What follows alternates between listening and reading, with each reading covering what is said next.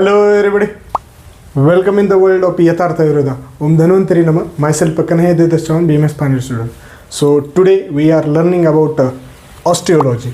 Osteology याचा जर शब्दाचा अर्थ जर घेतला मित्रांनो, तर ऑस्टिओ म्हणजे बोन आणि लॉजी म्हणजे नॉलेज. म्हणजे it is a scientifically study of a bone is called as osteology. म्हणजेच काय, study of a bone is called as osteology. हे लक्षात राहू द्या.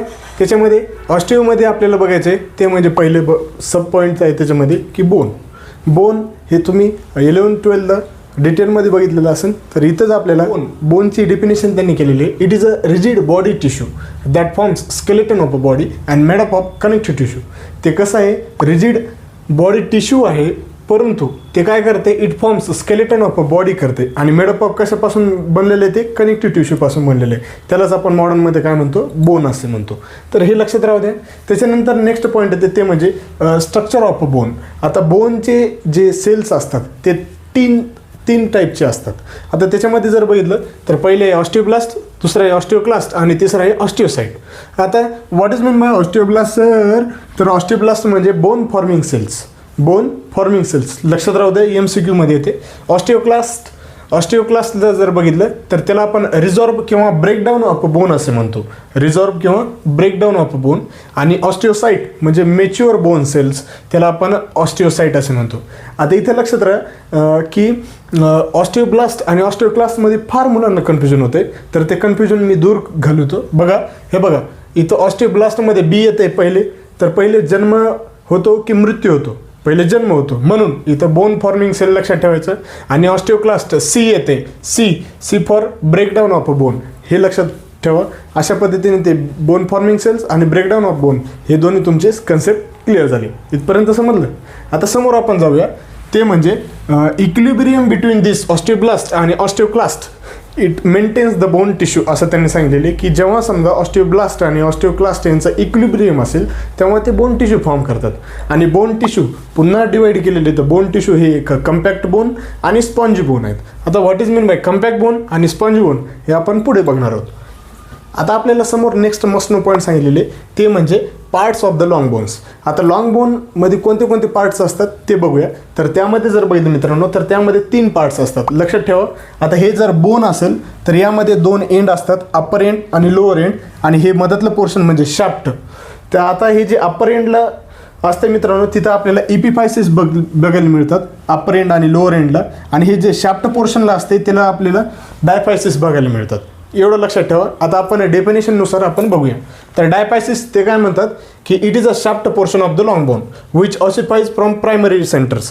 तर शाफ्ट पोर्शन हे बघा, हे शाफ्ट पोर्शन असते आणि हे काय करते, प्रायमरी सेंटरपासून ऑसिफाय होते, असे त्यांनी डेफिनेशनपासून सांगितलेले.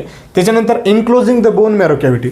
आता हे जे शाफ्ट असते मित्रांनो यामध्ये बोन मॅरो असते आणि म्हणूनच त्यांनी म्हणलेले की एन्क्लोजिंग द बोन मॅरो कॅव्हिटी. मग ते काय करतात, एन्क्लोज करायला तर बोन मॅरो कॅव्हिटी. हे त्यांनी डेफिनेशनचा असं अर्थ त्यांनी सांगण्याचा उद्देश केलेला आहे. इथपर्यंत समजलं. आता समोरची डेफिनेशन केलेली त्यांनी की इपिफायसिस म्हणजे काय, it is a expanded and around end portions of the long bone. आता ते काय म्हणतात, it is expanded around and round portions end portions of the long bone. हे बघा, हे अप्पर एंड पोर्शन आहे, हे लोअर एंड पोर्शन आहे. तर हे काय फॉर्म करतात, इपिफायसिस करतात. समोर ते काय म्हणतात, it is a part of bone ossifies from secondary centres. हे कुठून ऑसिफाय करतात, सेकंडरी सेंटर्सपासून ऑसिफाय करतात. एवढं लक्षात ठेवा. प्रायमरी सेंटर्स हे डायफायसिस करतात आणि सेकंडरी सेंटर्स हे इपिफायसिस करतात. इथपर्यंत समजलं. याच्यासमोर त्यांनी म्हणलेले की इपिफायसियल कार्टिलेज. आता हे जे इपिफायसियल कार्टिलेज असते मित्रांनो ते बघा, ते म्हणतात it is a plate of a cartilage which intervenes between epiphysis and diaphysis of growing bone. आता बघा, it is a plate of the cartilage which intervenes between epiphysis. हे बघा, हे इपिफायसिस आणि हे diaphysis. Between this it is form as epiphyseal cartilage ते म्हणतात. हे बघा, आता ही जी डॅश आहे, ही डॅश म्हणजे इपिफायसियल कार्टिलेज आहे. आता ते समोर ते काय म्हणतात की it is a plate of a cartilage intervenes epiphysis diaphysis of bone. It persist till the bone is growing and when full length is achieved it is replaced by bone and further growth stops. आता हे काय होते, हे persist करते till the growth is achieved. जोपर्यंत वयाचे आपले 24 वर्ष होत नाही तोपर्यंत त्यांची ग्रोथ होत राहते. आणि ते ग्रोथ केव्हा स्टॉप होते, जेव्हा आपला चाइल्डहूड संपत आहे तेव्हा ते ग्रोथ स्टॉप होते. अशा पद्धतीने त्यांनी या इपिफायजियल कार्टिलेजची डेफिनेशन केलेली. हे बघा दोन्ही एंडला इपिफायजियल कार्टिलेज असते. ठीक आहे, इथपर्यंत समजलं. आता समोर त्यांनी सांगितलेले की metaphysis, what is mean by metaphysis sir. तर आता मेटाफायसिसमध्ये बघितलं, it is a wide portion of the long bones between epiphyseal and narrow diaphysis. आता हे बघा, it is a wide portion, हे बघा हे wide portion of the long bone and it is between epiphysis and narrow diaphysis. It is known as metaphysis असं त्यांनी सांगितलेले. आणि it is consider of part of the growth plate.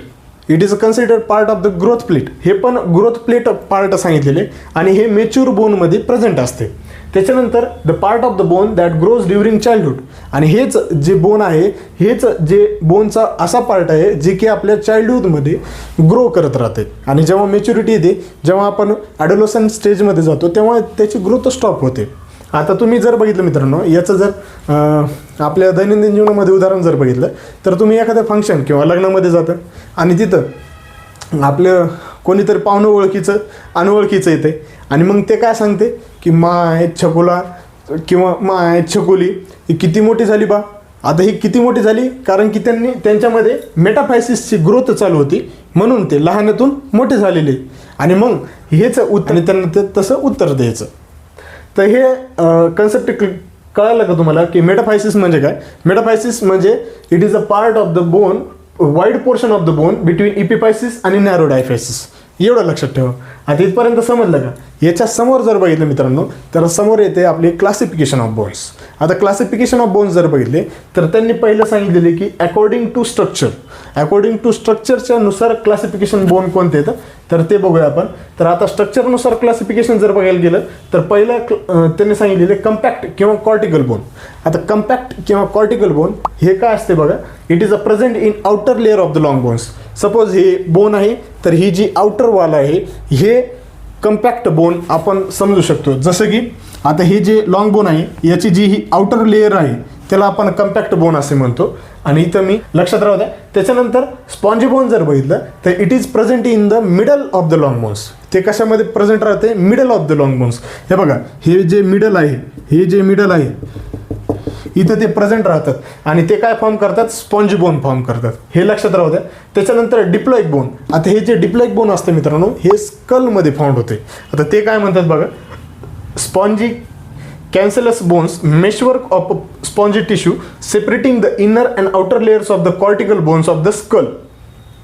ते spongy कॅन्सलस cells आहेत, bones आहेत, पण त्यांनी कशापासून फॉर्म झालेले, त्यांच्यामध्ये meshwork of spongy bone form झालेले. म्हणजे त्यांच्यामध्ये स्पॉन्जी बोनचा हा जाळ्या फॉर्म झालेले आहेत. आणि ते काय करतात, separate inner and outer layer of cortical bones.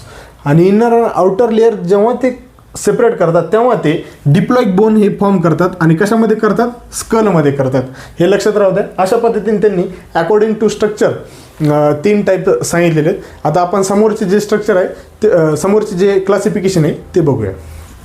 आता समोर आपल्याला अकॉर्डिंग टू पोझिशन नुसार आपल्याला क्लासिफिकेशन बघायचं आहे. तर त्यामध्ये पहिलं आहे ते म्हणजे ॲक्झियल स्केलेटन. तर त्यांनी असं सांगितलेले की bones forming central axis of the body. जे सेंट्रल ॲक्सिसनुसार जे सेंट्रल ॲक्सिसमध्ये जे बोन असतात त्यांना आपण ॲक्झियल स्केलेटन असे म्हणतो. त्यामध्ये रिब्स, स्टर्नम, स्कल बोन्स आणि वर्टिब्रा येतात. रिब्स, स्टर्नम, वर्टिब्रा आणि स्कल येते. ओके, तेवढं लक्षात राहू द्या. त्याच्यानंतर अपेंडिक्युलर स्केलेटन. अपेंडिक्युलर स्केलेटनमध्ये जर बघितलं तर bones forming the skeleton of the limbs जे बोन्स लिम्समध्ये असतात त्यांना आपण अपेंडिक्युलर स्केलेटन असे म्हणतो. तर ते काय करतात, त्यामध्ये जर बघितलं तर त्यामध्ये क्लॅविकल, स्कॅपुला, ह्युमरस, रेडियस, अल्ना, फॅलेंजिस, कार्पल्स, त्याच्यानंतर फिबुला, त्याच्यानंतर मेटाटार्सल्स, टार्सल्स आणि अजून एक कोणता राहिला, पटेला बोन. या सर्व गोष्टी यामध्ये येतात आणि त्यांना आपण अपेंडिक्युलर स्केलेटन असे म्हणतो. तर हे लक्षात राहू द्या.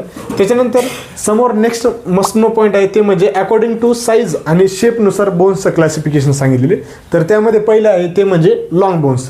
जे लॉंग बोन्स असतात, आता जे लॉंग बोन्स असतात त्यांच्यामध्ये presenting upper and lower limbs हे अप्पर आणि lower limbs parts of the बॉडीमध्ये प्रेझेंट असतात आणि यामध्ये 3 पार्ट्स असतात. सपोज हे एक बोन आहे, त्यामध्ये अप्पर एंड, शाफ्ट आणि लोअर एंड अशा पद्धतीने त्यांनी 3 पार्ट्स सांगितलेले. ते याच्यामध्ये एक्झाम्पल सेम अपेंडिक्युलर स्केलेटनमधलेच humerus, femur, radius, ulna, tibia, fibula etcetera etcetera. Okay, त्याच्यासमोर येते नेक्स्ट दुसरं बोन आहे ते म्हणजे शॉर्ट बोन्स. आता हे शॉर्ट बोन्स जर बघितलं तरी हे स्मॉल इन साईज असतात आणि याचे एक्झाम्पल्स कार्पल्स आणि टार्सल्स हे लक्षात राहू द्या. त्याच्यानंतर समोर जर बघितलं तर समोर येते फ्लॅट बोन्स. फ्लॅट बोन्स हे एक्सपांडेड असतात, plate like, provide extensive areas, muscular attachment असतात आणि प्रोटेक्ट व्हायटल स्ट्रक्चर करतात, त्यामुळे त्यांना आपण फ्लॅट बोन्स असे म्हणतो. तर यामध्ये जर बघितलं तर स्कॅपुला आणि स्टर्नम हे प्रामुख्याने आढळतात, स्कॅपुला आणि स्टर्नम. त्याच्यानंतर समोर जर बघितलं तर इरेग्युलर बोन्स, याच्या नावातच ॲन्सर आहे, इरेग्युलर असतात आणि त्याचे एक्झाम्पल जर बघितलं तर व्हर्टिब्रा असते, लक्षात राहू द्या. त्याच्यानंतर न्यूमॅटिक बोन्स. न्यूमॅटिक बोन्स कसे असतात? सम फ्लॅट और irregular bones bears hollow space which contains air within there body.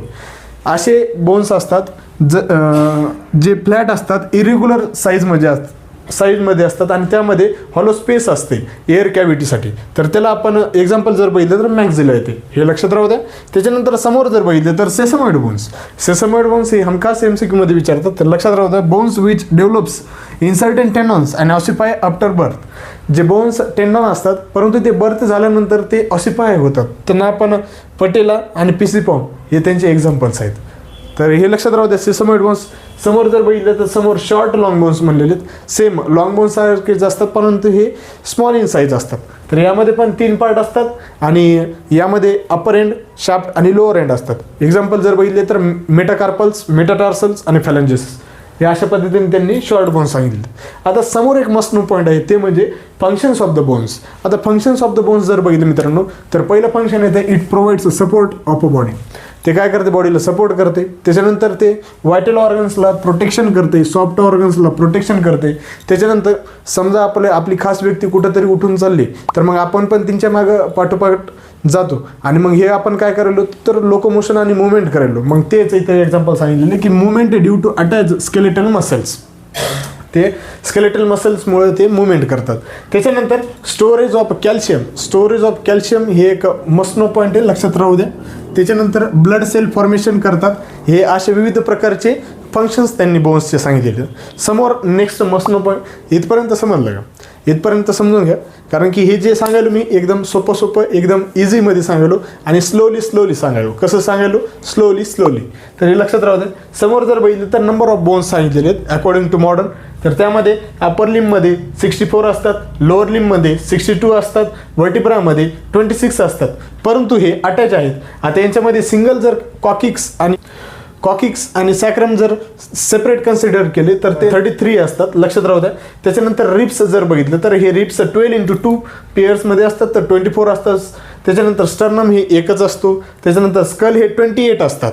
स्कलमध्ये त्यांनी सांगितलेले की फेशियल बोन्स आणि जे हार्ड बोन्स आहेत जसे की त्यामध्ये क्रेनियल बोन्स आणि फेशियल बोन्स असे दोन्ही मिळून आणि त्यांच्या टोटल जर केलं आणि इयर ऑसिकल्सचे तर 28 येतात. त्याच्यानंतर हवेड बोन एक सेपरेट त्यांनी सांगितलेले 1 आणि असे टोटल मिळून 206 हे बोन्सचे टोटल त्यांनी नंबरिंग सांगितलेले. इथपर्यंत समजलं का? एकदम समजलं का? आता हे सर्व होतं ऑस्टिओलॉजी. आता हे मोस्टली बेसिक असते मित्रांनो आणि हे जे समोरचे जे बोन्स आहेत ते शिकण्यासाठी हे इम्पॉर्टंट चॅप्टर आहे. त्यामुळं जर व्हिडिओ तुम्हाला जर व्यवस्थित समजलं नसेल तर व्हिडिओ पुन्हा बघा आणि कन्सेप्ट क्लिअर करून घ्या. तर इथपर्यंत तुम्ही लक्षपूर्वक बघितलेलं असेल तर तुमचे नक्कीच कन्सेप्ट क्लिअर झाले असेल. आता समोरच्या व्हिडिओमध्ये आपण क्लॅविकल बोन घेऊया. तर इथपर्यंत व्हिडिओ कसा वाटला ते नक्कीच कमेंटमध्ये सांगा आणि जर व्हिडिओ नक्कीच आवडला असेल तर लाईक करा, शेअर करा आणि सबस्क्राईब करायचं विसरू नका. Thank you very much.